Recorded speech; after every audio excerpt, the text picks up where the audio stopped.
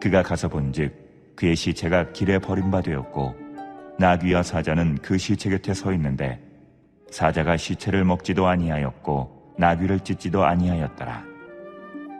오늘 생명 양식은 열왕기상 13장 25절에서 34절 말씀입니다.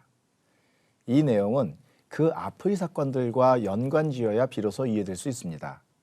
그러므로 오늘 본문을 보기 전에 먼저 그 앞에 무슨 일이 있었는지를 정리해 보도록 하죠. 자, 상황은 이렇습니다. 솔로몬이 죽은 후 북이스라엘을 따로 세운 여로보암 왕은 금송아지를 2개 만들어 각각 베델과 단에 두고 레위인이 아닌 보통 사람을 제사장으로 삼았으며 자기 마음대로 절기를 정해 그 날을 지키도록 합니다. 하나님 앞에 크게 범죄한 거죠. 이런 상황에서 2 사람이 등장합니다. 하나는 남유다에서 온 하나님의 사람이고 다른 하나는 베델의 늙은 선지자입니다. 하나님의 사람은 범죄한 베델의 산당에 재앙을 선포하기 위해 하나님께서 보낸 사람이죠. 그러면서 하나님께서는 그곳에서 먹지도 마시지도 말고 같은 길로 되돌아가지도 말라고 명하셨어요. 그래서 그는 하나님의 뜻대로 말씀을 선포한 뒤 여로보암 왕이 자신을 대접하고자 할 때 이를 단호하게 거절하고 발걸음을 돌이키죠. 이런 일이 있었다는 소식을 듣고 움직인 사람이 바로 베델의 늙은 선지자인데 이 사람이 오늘 본문의 주인공이라고 할 수 있습니다. 그는 남유다로 돌아가고 있던 하나님의 사람을 찾아가 자기도 선지자인데 하나님께서 그를 자기 집으로 데려가 먹고 마시게 하라고 말씀하셨다고 거짓말로 속입니다. 하나님의 사람은 그 말에 속아 선지자와 함께 가서 먹고 마셨죠. 그런데 이번에는 진짜로 하나님의 말씀이 선지자에게 임해서 여호와의 명령을 지키지 않은 하나님의 사람에게 화가 임할 것이라고 예언하죠. 그리고 나서 선지자는 하나님의 사람을 나귀에 태워 돌려보냈는데 돌아가던 길에 사자가 나타나서 하나님의 사람을 물어 죽이게 됩니다.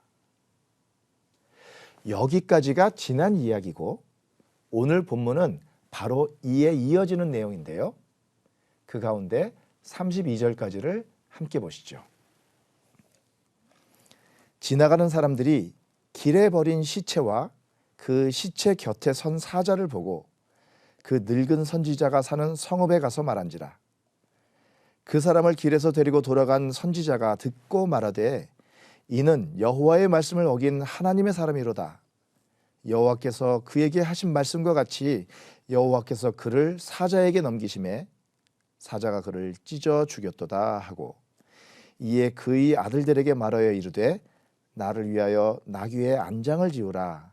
그들이 안장을 지음에 그가 가서 본즉 그의 시체가 길에 버림바되었고 나귀와 사자는 그 시체 곁에 서 있는데 사자가 시체를 먹지도 아니하였고 나귀를 찢지도 아니하였더라. 늙은 선지자가 하나님의 사람의 시체를 들어 나귀에 실어 가지고 돌아와 자기 성읍으로 들어가서 슬피 울며 장사하되 곧 그의 시체를 자기의 묘실에 두고 오호라 내 형제여 하며 그를 위하여 슬피 우니라. 그 사람을 장사한 후에 그가 그 아들들에게 말하여 이르되 내가 죽거든 하나님의 사람을 장사한 묘실에 나를 장사하되 내 뼈를 그의 뼈 곁에 두라.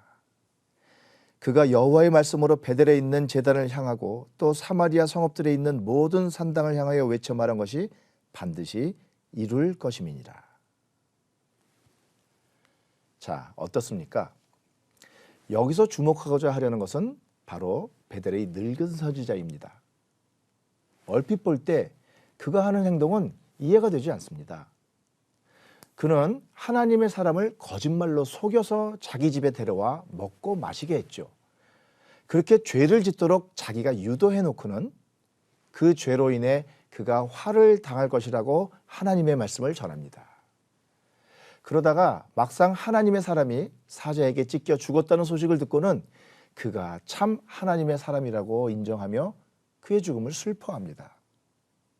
아마도 이 늙은 선지자는 하나님의 사람이 베델의 산당을 향해 선포한 재앙이 정말 하나님의 뜻인지 아닌지 알고 싶었던 것이 아닌가 싶습니다.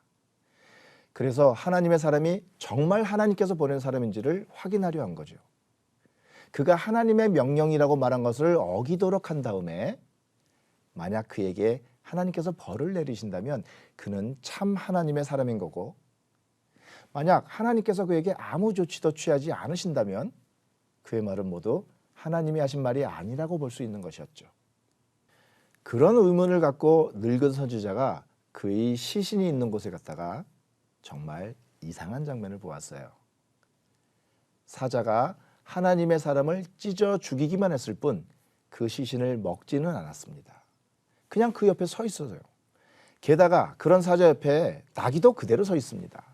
나귀는 도망을 갔어야 정상 아닌가요?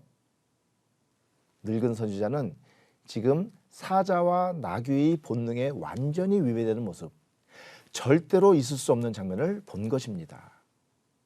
마치 사무엘상 6장에서 법궤를 실은 수레를 맨 2마리 암소가 새끼들의 울음소리에도 불구하고 새끼들에게가 아니라 벳세메스로 가는 것처럼 말입니다.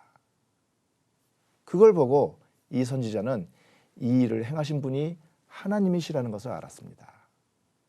유다에서 온 하나님의 사람도 참 하나님의 사람이었다는 것과 그가 베델에서 선포한 재앙이 진짜 하나님의 뜻이라는 것을 알게 되었죠. 그래서 32절에 그 재앙이 반드시 이루어질 것이라고 말하고 있는 겁니다. 여러분, 우리는 우리 주위에서 일어나는 여러 가지 일들과 사건들을 보며 하나님의 뜻을 말할 때가 많습니다. 그런데 그것이 진짜로 하나님의 뜻이라는 것을 우리는 어떻게 확인할 수 있을까요? 아니, 베델의 늙은 선지자처럼 누군가가 하나님의 뜻이라고 선포하는 것들이 정말 하나님의 뜻인지 아닌지 확인하고자 하는 간절하고 갈급한 마음이 우리에게는 있습니까? 온갖 생각들이 경쟁할 뿐 아니라 하나님의 이름으로조차 서로 다른 온갖 소리들이 난무하는 이 어지러운 시대에 우리에게는 참 하나님의 말씀을 분별할 힘이 있는지, 아니 그것을 분별할 수 있기를 바라는 간절한 마음이 우리에게 있는지 한번 돌아보아야 할 것 같습니다.